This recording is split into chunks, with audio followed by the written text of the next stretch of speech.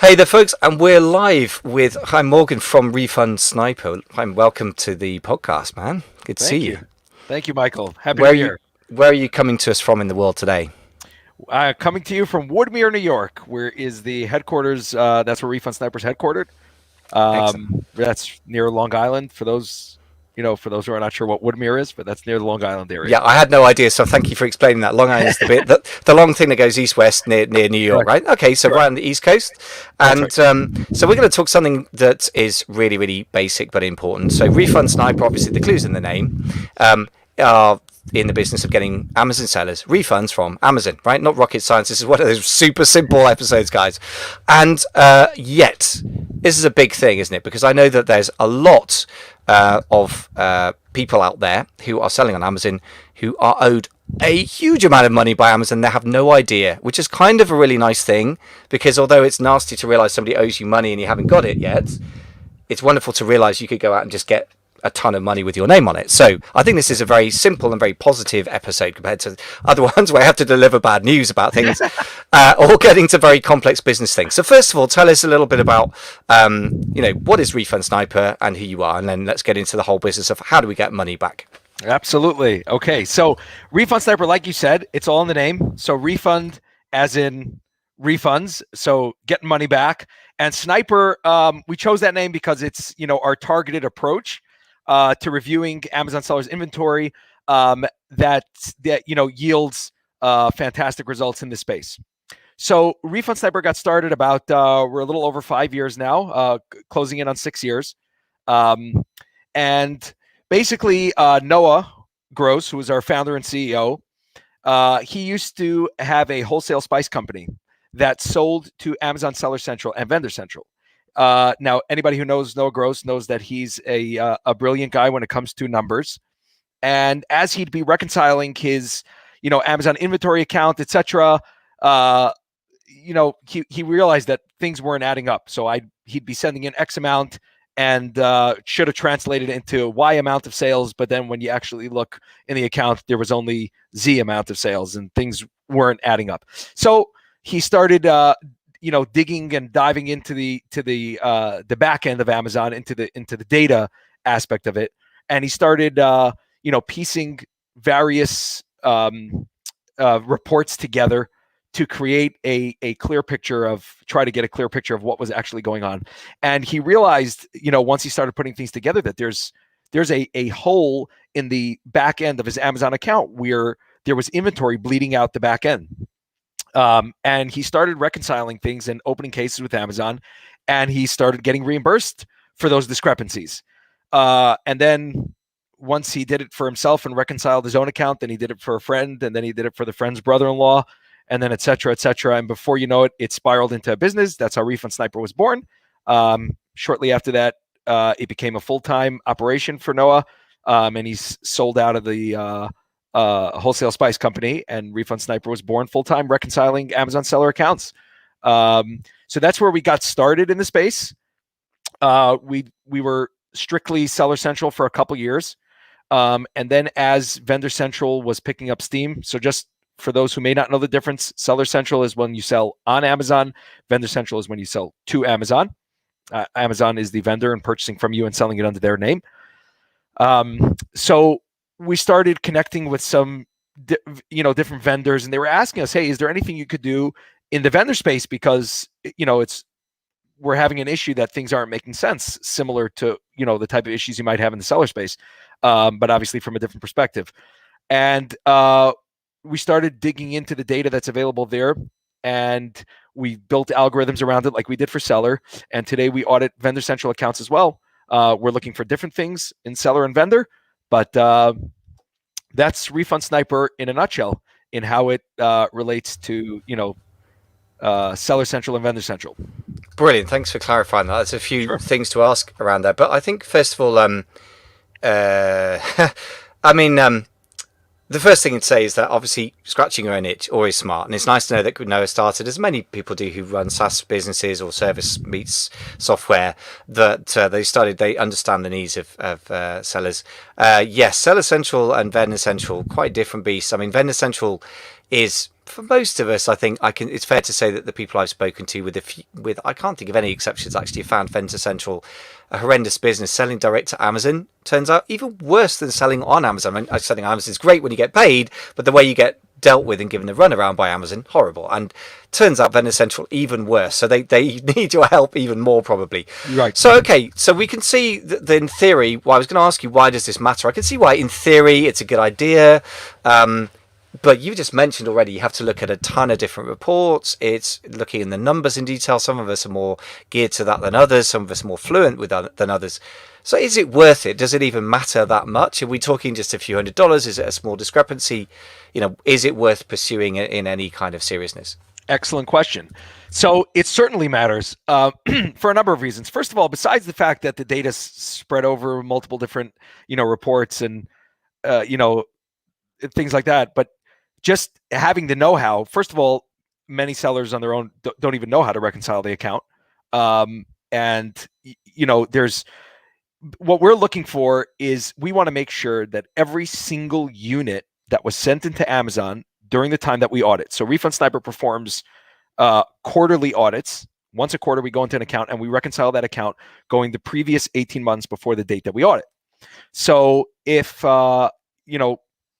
we want to make sure that during that 18-month period, every unit that was sent into FBA during that time is accounted for, either in terms of a sale, a return, is it still in stock? Was it damaged in transit? Was it lost in transit? Was it damaged in the warehouse, lost in the warehouse, discrepant, disposed of, etc.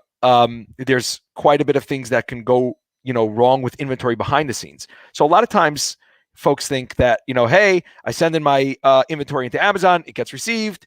Some of it goes missing from inbound. I reconcile those shipments when Amazon allows me after the said date. I reconcile those and then I'm good to go. But unbeknownst to them, what really happens after that is then there's a whole process. Amazon inventory is like a moving highway. It is constantly going from place to place to place. It is moving from one warehouse to the next warehouse until it actually reaches the customer. And during that time, there's quite a bit that happens with your inventory, and you want to make sure that every unit that you sent in is accounted for. So that's where Refund Sniper brings tremendous value. It's not just in the missing from inbound, which lots of sellers say, oh yeah, missing from inbound, I do that on my own. It's way beyond that. And it's really ensuring that every unit's accounted for. And when it's not, and we find those discrepancies, once we take all that data, run it through our algorithms, then we go ahead and take that list of discrepancies and start filing the cases with Amazon, et cetera, and perform the follow-up to ensure reimbursement. Excellent. So I think one of the things to say is that the whole stock management piece is, the more you look into it, the bigger the rabbit hole goes, the deeper the hole goes. So with my more advanced sellers these days, it's becoming more and more of a topic. And when it is, I'm very glad, because it feels to me that it's not only critical, it affects cash flow, because where your stock is and whether your stock's turned into cash or whether your stock's turned into trash in the corner of a warehouse and nobody knows what it is, but they haven't thrown it away yet, is a really important piece. Because not only that, the more deeply you go into this rabbit hole, it turns out that I think the stock accuracy rate of American retailers as a whole, I don't know where this statistic comes from, but I ran it with a guy who's been obsessive with this for 17 years, so I'm trusting that it's true. Right. It's something like 62%, which means that people don't know something like where their inventory is or how much they've got or the correct level of damage in a lot of cases. And as you point out, we have this naive assumption, because Amazon is very, very good at what they do and they've built an incredible machine, that it's therefore not just good but perfect, and there's just a big gap, right? Yeah. Even if they're 99% perfect. And the interesting thing is it's exactly what you're saying is what causes, I find, that gap. So meaning, yes, Amazon has built this incredible machine and they're huge and tremendous, and I mean, I think the Amazon platform is beyond incredible. Yes, there's frustrations to deal with, but there is in every business. But I think it's incredible. It's given the opportunity and platform to many sellers, many founders, many companies. I mean, pre-Amazon days, you created a brand, no one looked twice at you. You can get on the shelf if you tried. Or, I mean, maybe once the web started, then you'd build a little website, you get some sales here and there. But what Amazon's done, if you leverage the tools correctly, I mean, it's taken you from 0 to 100 in a matter of seconds if you do leverage the tools correctly. So I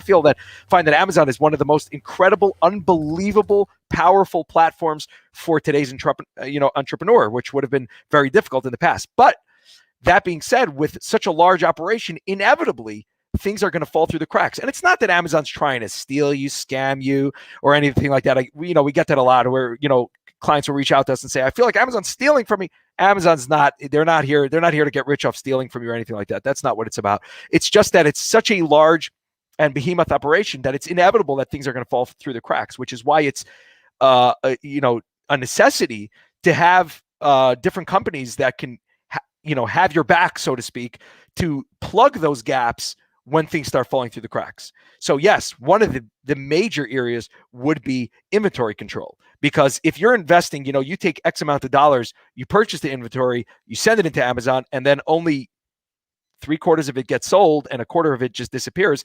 That could account for a good chunk, if not all, of your, quarterly profits, possibly in some cases.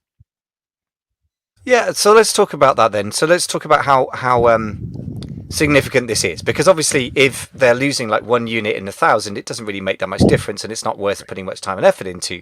The fact that you guys run an entire business based on this implies that it's not that small. Correct. So give me some numbers, give me a sense for somebody selling, say at the $10,000 a month mark, and then somebody selling at say $100,000 a month mark. What are the averages that you're seeing coming across your desk of the sorts of level of loss or the sorts of level of reimbursement that they could get? Okay, excellent question as well. So you're full of great questions today, Michael. Thank you. Okay, doing my best. So basically, let me start with the fact that we get this question all the time, and that is, what specific account size does Refund Sniper look for? So many times, either we'll get, reached out to by a client, and the client will say, oh, you probably don't want to work with us. We only do, $1,000 a week, etc. So the response to that is that Refund Sniper works with every single size account. We have clients doing $1,000 a week. We have clients doing, upwards of $10 million a month. $5 to $10 million a month. So we're all over the map in terms of that. And what's interesting is that accounting for inventory applies to every single seller, no matter what size account you are or how big you are or how small you are. For us, as Refund Sniper, we view ourselves as a data company. So we approach, refund,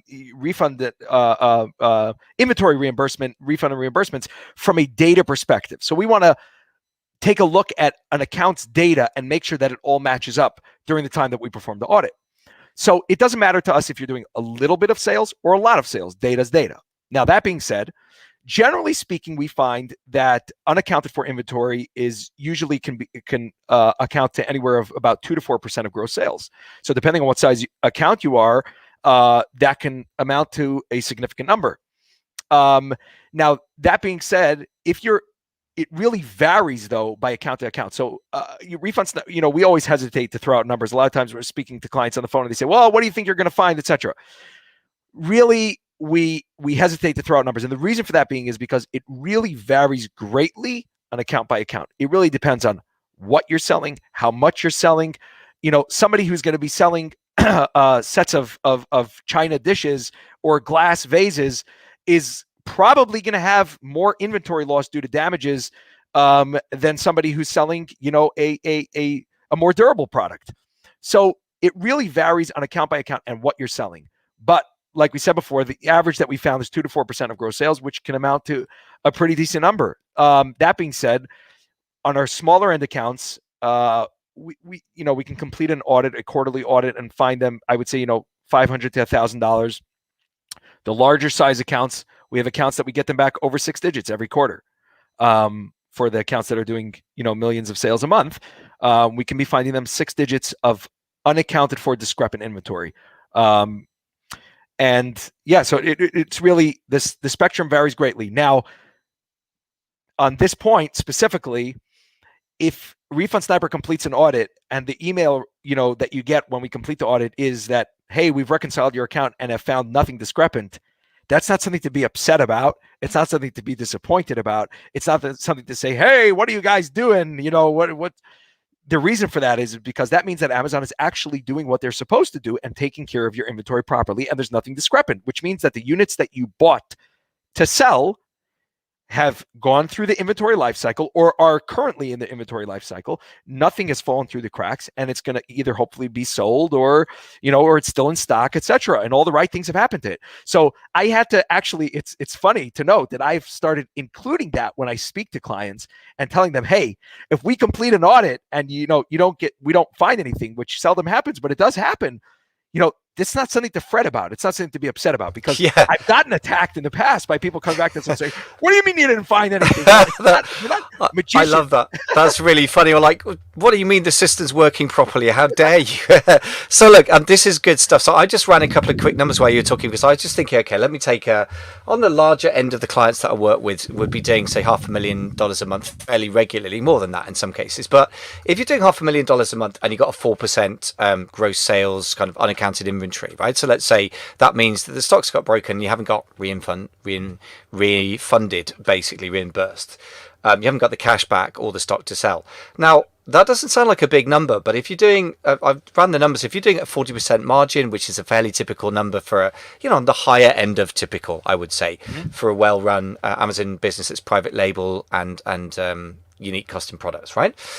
Everyone talks about shooting for 50%, but I don't see so much of that. But let's say 40%. That means, I reckon that means it's about 13% of your profit is gone.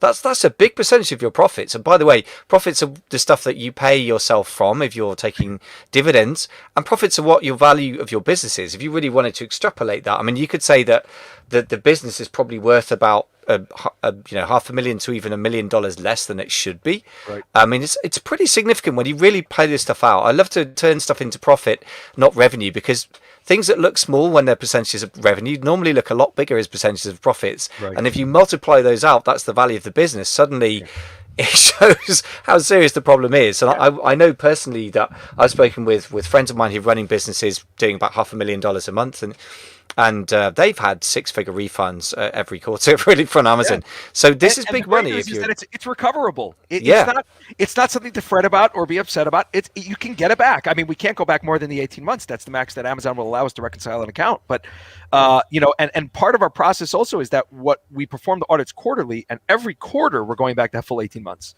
So really, every quarter gets looked at 5 to 6 times, just about. So we're as thorough can be. We make sure that nothing's left behind. So I guess the classic questions to ask at this point would be, what things should we be looking out for? And if we want to do it ourselves, roughly how do we do it without going crazy and giving us 15 different spreadsheets to look at? But so the first thing, what are the classic areas of what things should we be looking out for? What are the most common causes of problems that we could be getting money back from if we get it right? Yep. So every seller, this should be your number one, whether you're a seller, you're a big business, you should have somebody who's on top of your inbound shipments. So the process obviously is you're sending your inventory into Amazon. Amazon's receiving it. Again, we're talking seller here. Amazon's receiving the inventory, and many times they short those receivings, meaning that you sent in 1,000 units and they only acknowledge that they received 950 or 900, etc., what have you. So those cases, yes, Amazon has lengthened that window of when you're allowed to reconcile, but every single shipment, if you go into the shipment, has a tab at the end that says reconcile, and you can click on that. And once the allowed date comes that Amazon feels like, okay, your inventory is disappeared, essentially, you can then go ahead and reconcile that shipment. It's relatively simple. You click that you want to reconcile the units that are discrepant, and they will ask you to upload a proof of delivery. So either a BOL or, and an invoice as well. You upload that, you submit that case, and, generally speaking, there might be some follow-up, but generally speaking, those cases are paid out relatively simply. So your first line of defense is always missing from inbound. That's number one, and every company should be looking at that on their own. I would say don't even reach out to Refund Sniper for that, because we do service, we do that for many of our clients as well, who just don't want to be bothered with the whole inventory thing from top to bottom. So they will say, hey, just reconcile our inbound as well. But generally speaking, that's your first line of defense, and you should certainly be focusing on that before anything else. In addition to that, it's really, unless you're able to have the manpower, you're going to hire, somebody specific in-house to be, reconciling all these reports together. And Refund Sniper, because we're a data company, we've built algorithms around this to really get into the nitty gritty and identify everything all the way to the bottom. But you want to make sure, first of all, that you're, labeling your products properly.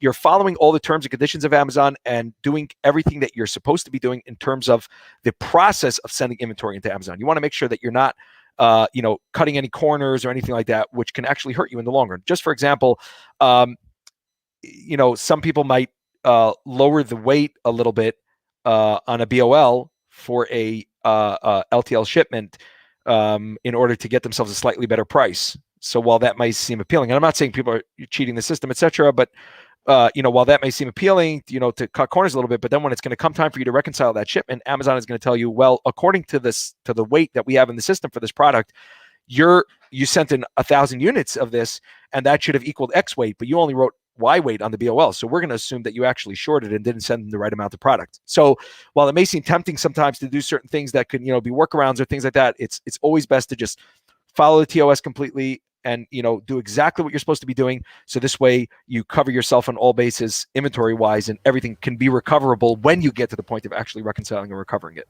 Yeah, interesting. I guess what you were saying earlier about the fact that you're a data company and you're looking for inconsistencies. I guess any database business, and that includes, by the way, if you're in the 15th century Italy and you're a merchant doing double entry accounting, that's data. And if the tax office looks at your data and it doesn't make sense, that's when they start investigating. And certainly how the HMRC, Her Majesty's Revenue and Customs, by the way, the Queen doesn't come and visit, just so you know, that's what it's called. And the tax office or the IRS where you are.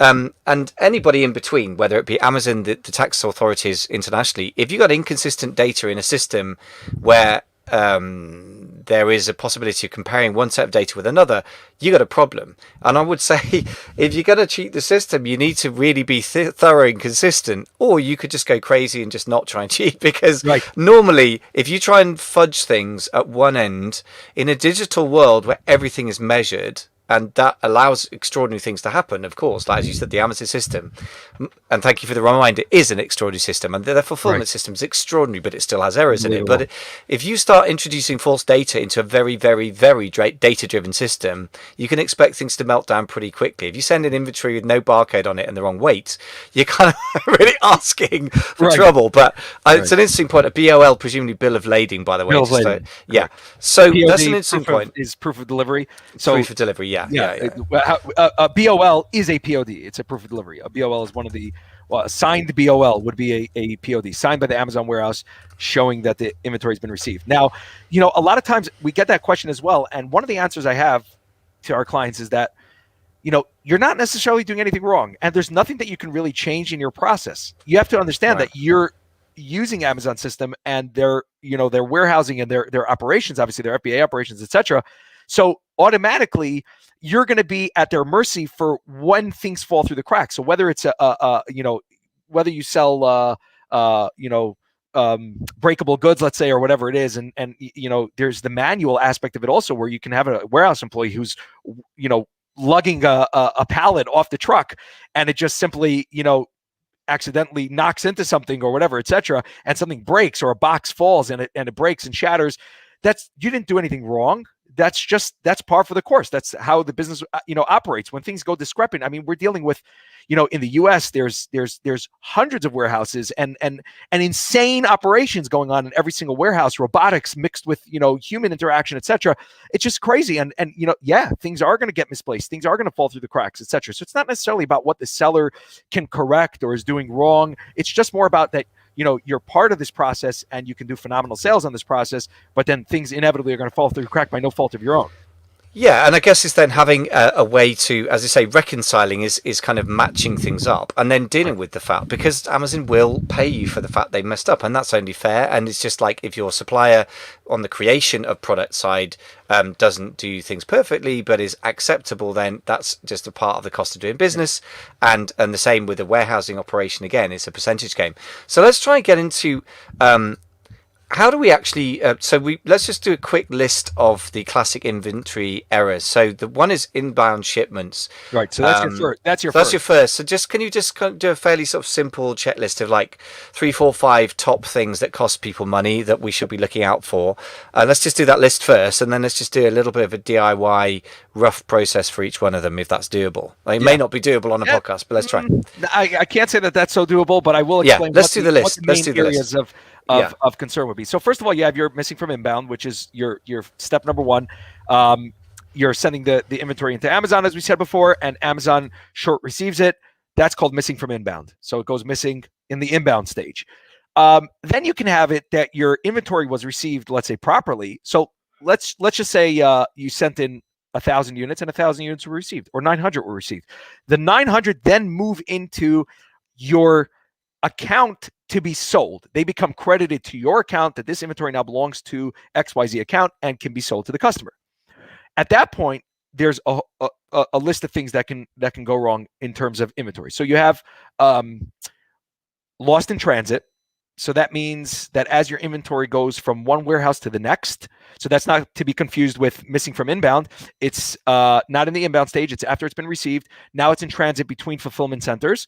So at that point, it can go lost. It can get damaged in transit between fulfillment centers. It can get lost in the warehouse. It can get damaged in the warehouse. It can go discrepant. Simply discrepant means there's a discrepancy. So Amazon says they've received 900 units, but then somehow you only have 850 available to sell in your account, and the other 50 are just simply unaccounted for. There's no record, so to speak, of what happened to those 50 units of inventory, let's just say. So that's called discrepant. Then you have disposals, inventory disposals, where Amazon will go sometimes and dispose of inventory. And there has to be a valid reason why Amazon is disposing of the inventory. Sometimes that can be, there can be a reason why Amazon is disposing of it that it should not be disposed of. So let's say you're a company that sells dated product, food and the like, or things that have a shelf life, etc. So sometimes the items can get disposed of incorrectly. So that's another area. Now there's another aspect, and that is that we work with sellers on a one-by-one basis for these type of things. So let's say you can also have it that your dimensions or weight can be incorrect in the Amazon system, which will result in incorrect fees. Now, the reason why I say why we work on a one-by-one basis with clients in those cases is because you don't want to just we've seen we've seen more than once that you open cases for that type just based on the data, and then it ends up actually hurting the client, because when Amazon remeasures the product, they remeasure it at a higher weight or higher dimensions, which actually ends up increasing their fees. So we work on a one-by-one basis when it comes to those type of cases. But yes, that's certainly another one. Funny story on that. Noah Gross, who's our again founder and CEO. So they have a dog, and they were ordering a leash for their dog, and it was one of these, just a regular simple strap leash. And a box shows up at the door. I mean, probably the leash itself was about maybe this big once it was rolled up, and a box shows up at the door. Large size box. I would say probably about 3 feet long, a couple inches high. And it's like, whoa, okay, what did we order here? And you cut open the box, and inside it, in the corner, is the leash rolled up in the corner. Now, why would something like that happen? The answer to that is because there's two things when you're creating an Amazon listing. There's the product dimensions, and there's the shipping dimensions. Many people don't realize that those two things are different. So when you're telling over what the product dimensions are, you may want to say that this is a 3 foot long leash. However, when you want to say what the shipping dimensions are, that's not a 3 foot long product. It's a couple inches in the shipping dimensions. So clearly that listing must have had it that on the shipping dimensions, it showed that it was 3 feet long. So which is why, and again, everything in Amazon is computerized and, auto-generated, etc. So the box that the system told, the warehouse to build was a 3 foot long box, because it says that it's a 3 foot long leash. Now you can imagine that the fees on a 3 foot long box are going to be exponentially higher than a couple inches box. So they were getting killed in the fees. And when I ran the Amazon calculator afterwards, when Noah told me the story, we ran the Amazon calculator and seen that they were probably losing about $3 to $4 a unit in shipping. It's because they're selling the product for $6-7, and they're getting hit with fees that are way over the top. That's really entertaining. So I guess it kind of comes down to that old adage that used to go with the computer industry, which is rubbish in, rubbish out. You've got to understand there is no common sense built into a computer, and therefore if you put stupid figures in to the wrong box, you're going to get dumb things happening the other end. And I guess again, we've got to forgive ourselves and have a mechanism. What strikes me, this whole business of reimbursement, is the re-bit, right? I don't know if there's no such word as imbursement, but if there were, I guess it would be getting paid and then getting repaid. In other words, it's a correction mechanism, just as we don't assume, and most of us who are serious sellers will know that we can't just assume that because we've told our suppliers or manufacturers to make a widget this long out of this material with no flaws, that's how they actually come out, which is why we have specifications up front. And if you're really thorough, you have during manufacturing inspection, but you certainly have a pre-shipment inspection, maybe a post-shipment inspection. And this seems to me this is completing the loop because it's the same thing. In other words, we're all going to make mistakes. Amazon's going to make mistakes, and it's okay as long as it gets caught. And I guess those are very useful things in our little list. So inbound shipments, lost in transit, damaged in transit, lost in FC, damaged in FC, discrepant disposals, incorrect fees, all very helpful to look out for. So I guess talking about how to do it yourself is going to be a bit of a nightmare to try and explain on a podcast, because you'd have to dig into 10 different reports, which I guess shows one reason why you might want to employ somebody to do it, right? So what are the downsides of people doing this that you've seen? If they come to you to sort the mess out, what mess have they got themselves into, or what things can we look out for as problems to avoid, is another way of putting it? Yeah, so generally speaking, it's things are not matching up usually. So there's two aspects to it. There's one aspect where the customer has a pain point. Things don't match up. They know they're sending an X amount. They're not receiving the right amounts. They're constantly being shorted on shipments. A lot of times it's the missing from inbound that actually alerts them to a bigger problem. So a lot of times they're reaching out because they simply, things aren't matching up or things don't make sense. But then there's also the aspect where the educational aspect of it, where sometimes sellers don't even know that this issue even exists, period. They just have no clue. I mean, they know maybe there's missing from inbound, maybe they don't, but they're not what? Like, there's money being left behind in my account. Sometimes when they get their first audit results, it's absolutely shocking to them. Like, they open the report that we send them, and it's like, well, here we go. We've just gotten you back $3,500 from Amazon, and lost, missing, damaged, discrepant inventory. And they're like, what? Like, how is that possible? I didn't even know about that. Yes, that's another. A lot of it. So it's the educational aspect versus the people who are reaching out because they already have that pain point. So you certainly want to. Where it relates, I would say, is it's one of the keys in the overall Amazon e-com profitability structure. So you want to make sure Amazon is, we're talking Amazon here specifically in the e-com world right now, and you want to make sure that everything that you do in Amazon is working properly. So Amazon is like a giant machine that has lots of moving parts there. And all those parts need to function together in sync in order to produce the optimal result, which is profits for your company or seller or whatever you are, whether you're a big company or a seller. You're doing this because you want to make money, not just to keep yourself busy, hopefully. So that being said, you want to make sure that every single aspect in that machine that's moving is there's no gaps in it. There's no holes. And if there are, you want to make sure to plug them. So, you can have, PPC issues. You can have, you want to make sure that, that's one of the places you can bleed out profits. If you don't have a proper PPC strategy, Amazon pay-per-click. So you want to make sure that you're leveraging that platform properly. There's a plethora of professionals out there, professional companies that can assist with that and make sure that you have a sound strategy in place to make sure that it's actually profitable and you're not just spending lots and lots of money on bringing in those customers and then it's not generating enough sales, or that it actually matches what price you're selling your products at is how much you can actually spend on marketing costs, etc. So you want to have a professional in there so that you're not bleeding out. I mean, you can do loads of sales, but then bleed it all out through advertising costs.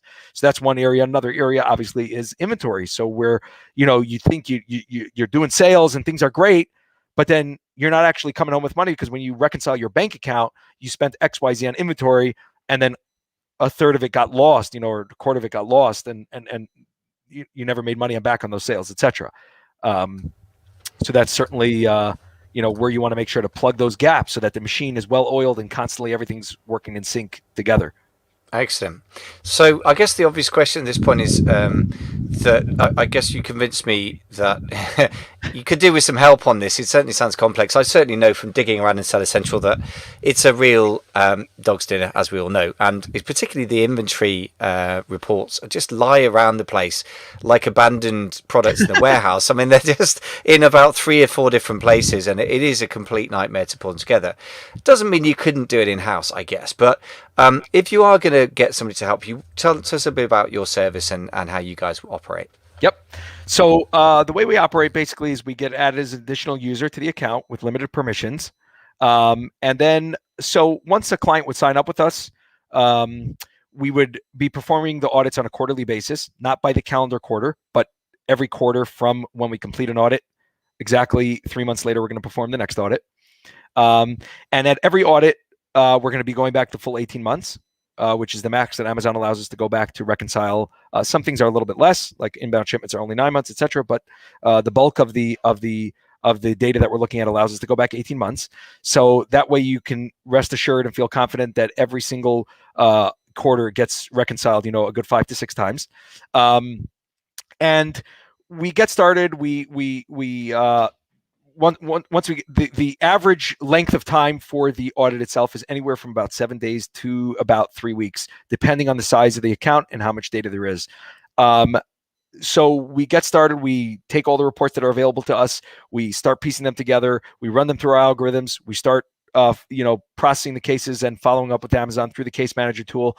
Once we identify all the discrepancies, once we complete the audit, then we go ahead and send over to the client a full comprehensive report, which shows everything that relates to the audit in terms of case IDs, reimbursement IDs, what the SKU was for, what did it relate to? Was it damaged? Was it lost in the in transit, in the warehouse, etc.